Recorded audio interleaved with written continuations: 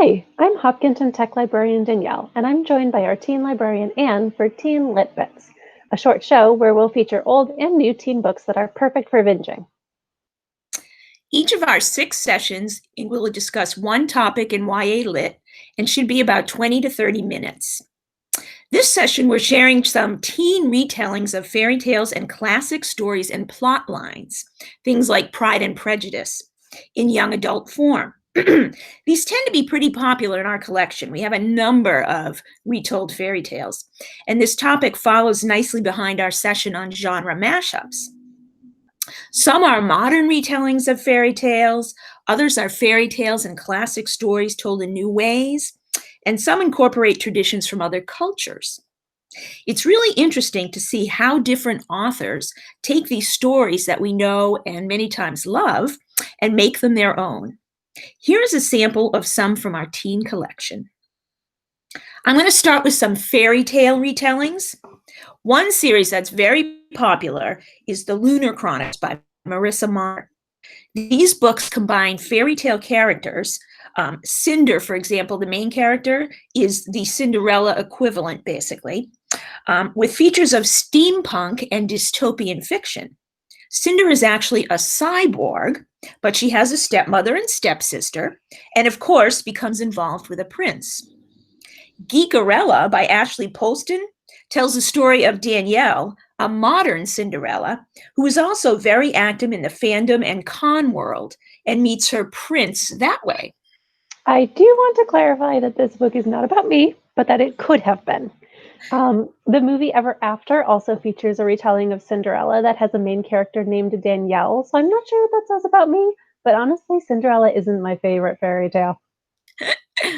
I enjoyed the movie Ever After, though. I thought that was a good twist on the Cinderella story. But yes, this is not that Danielle. A Curse So Dark and Lonely by Bridget Kemmermere presents a modern-day Beauty and the Beast with a strong female character who happens to have cerebral palsy, which I think is really an interesting twist. She ends up trapped in the kingdom of Emberfall, which is ruled by a prince who is cursed to turn into a beast until he finds his true love. And then something called Beast by Bree Spangler is another modern retelling of Beauty and the Beast. In this case, the beast, however, is a boy named Dylan, a tall, muscle-bound, hairy beast of a boy who ends up in group therapy and falls for somebody with a secret. This is a huge category in adult fiction too, and there are lots of great crossover reads for teens and adults. In the slightly more adult side, I highly suggest Naomi Novik's Spinning Silver, which is a retelling of Rumpelstiltskin set in Poland or the Eastern European area. It's about some girls who are growing up, and they are Jewish in a town that is mostly Christian.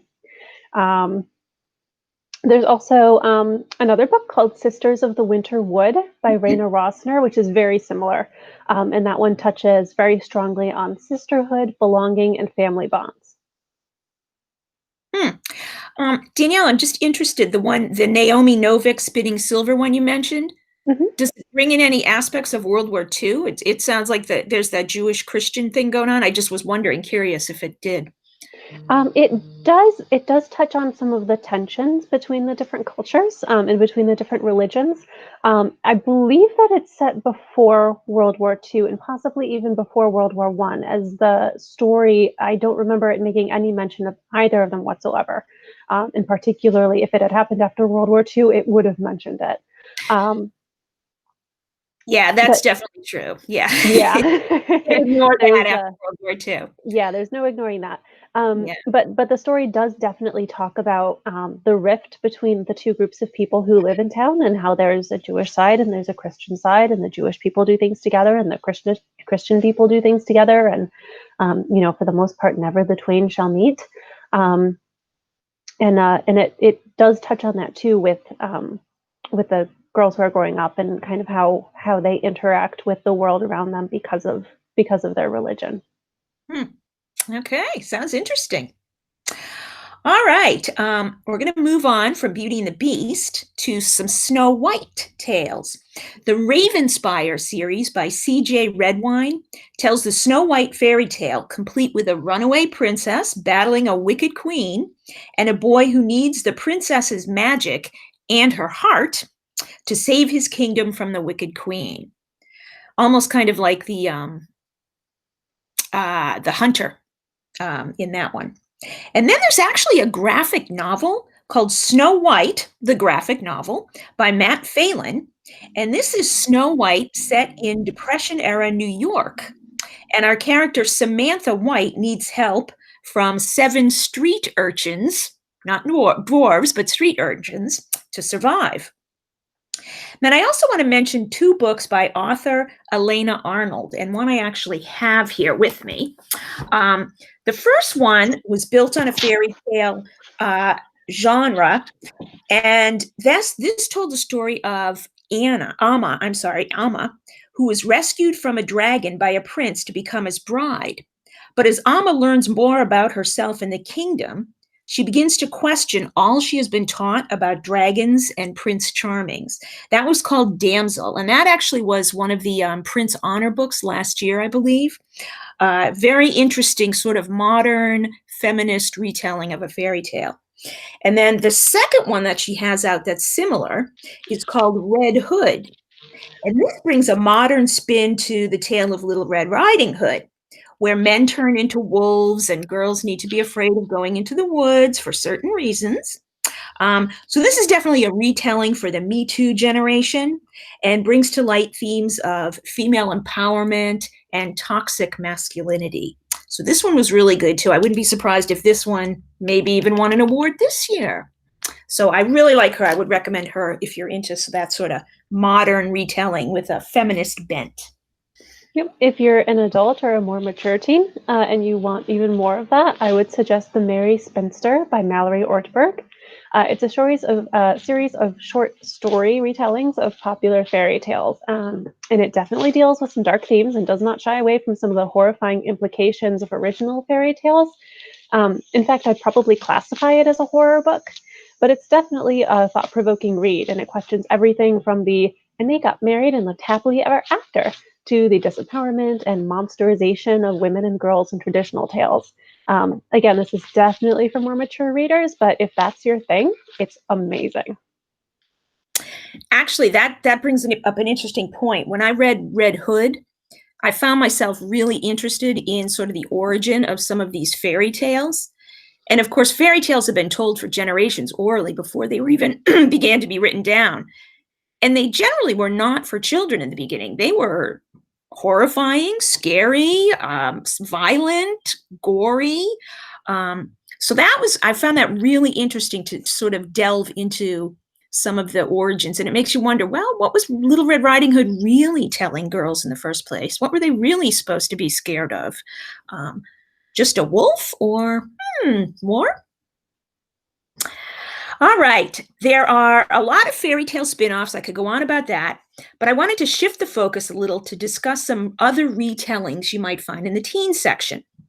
I'd like to share 3 books that retell one of my favorite stories, Robin Hood.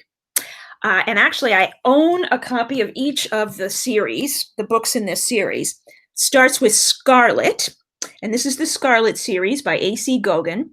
And the character of Will Scarlet, Robin's loyal follower, is actually a female. Woohoo! So that's a great series if you like a Robin Hood spin. And then in another one called Sherwood by Meagan Spooner, Robin Hood has died and someone needs to take his place to continue his fight for justice. That person happens to be Maid Marian. And in something called The Forest Queen by Betsy Cornwell, 16-year-old Sylvie must become like Robin Hood to save her community from her abusive brother. He ends up taking over the estate. So she lives in the forest with her own band of outlaws. So if you're looking for some swashbuckling heroines, you might try one of those. There are also a number of stories that play off of our fairy tale Peter Pan. In Unhooked by Lisa Maxwell, Gwen is kidnapped and taken to Neverland, but it's nothing like she expected. Gwen starts to forget everything she knows about home and is torn where to go for help, either to the charming boy, the Peter Pan character, or the rascally pirate, the Captain Hook character. I'm betting I'm going to place my money on Captain Hook for this one. Then there's a series called Everland by Wendy Spinelli. And this combines actually a little bit of historical fiction. It takes place in the bombed city of London after World War II. And the evil German leader is actually Captain Hook. And Gwen and the gang of lost boys, a gang of boys in the city, have to try and save her sister. Then there's an older one, but it's still kind of a classic in this genre, Tiger Lily by Jodi Lynn Anderson. And this tells the story of the girl Peter Pan loved before he met Wendy. And this is really interesting because it's told from Tinkerbell's point of view. So those are a couple Peter Pan spin-offs. I'd like to mention a few more that take a classic story and tell it in a new way. There's a book called Once and Future, and actually there's a sequel now that has come out recently. This is by Amy Rose Capetta and Corey McCarthy, and this tells the story of King Arthur, but King Arthur here is Ari, a teenage girl who has to save the universe from an evil curse.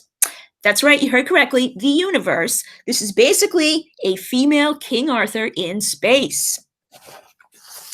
In Brightly Burning by Alexa Dunn, Stella is hired as a governess to serve on the spaceship Rochester by Captain Hugo Fairfax.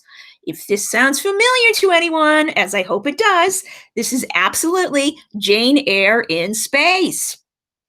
And then there's a series called the Charlotte Holmes series, and I happen to have the first one here called A Study in Charlotte. This is a series by Brittany Cavallero, and she updates our favorite Sherlock Holmes characters and features Charlotte and Jamie, who are descendants of Holmes and Watson. And they solve mysteries and murders in the present day. This is a great series. I love this one. It just finished up, I think, last year with book number 4.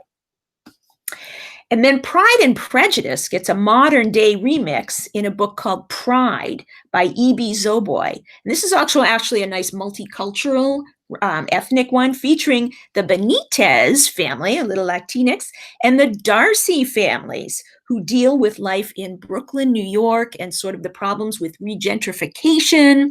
And there are other Pride and Prejudice retellings, but I'll just mention that one. There's a ton of this in adult fic too. In particular, I'm reminded of Joe Walton's Tooth and Claw, which I have just here. I finished reading it just a couple days ago. And I would say that this would be appropriate for teens and adults. And this is basically Pride and Prejudice, except all of the characters are dragons. Well, that sounds really interesting. Yeah. Like I said, I just finished reading it, and I really enjoyed it, which surprised me a lot because I don't like Jane Austen. Wow. See, I love Jane Austen, so I'm really curious. So are there actually like 5 dragon sisters in this? No, it doesn't follow Pride and Prejudice exactly. I believe there are 3 dragon sisters and 2 brothers, but everybody is concerned about who's going to marry who and who is already married to whom and who is in love with whom and whether or not they're not in love with the other person and who they're getting proposals from, which is I don't know. I am not a Jane Austen person and I feel terrible for it, but this book was something. Well, that sounds really interesting. I'd like to see that done with dragons. That's really cool. All right. This is a huge category in teen fiction, and we really only scratched a little bit of the surface today. We really didn't even talk much about other multicultural retellings of fairy tales with different, for example, Chinese fairy tales, different sort of Asian and Arab fairy tales. So we may have to do another session with that. But I hope you've enjoyed this sampling for today. Please join us for our next session where we will discuss young adult books and movies and TV versions. You can find us on Facebook, Twitter, and Instagram on the library's social media pages. Be sure to like and follow us to get notifications about all of our LitBit videos, as well as lots of other cool stuff we have. And of course, if you want more Lit Bits, join our YA Lit Bits group on Facebook for all of our videos, as well as links to our question box and fun polls. Thanks for joining us, and happy reading, everybody!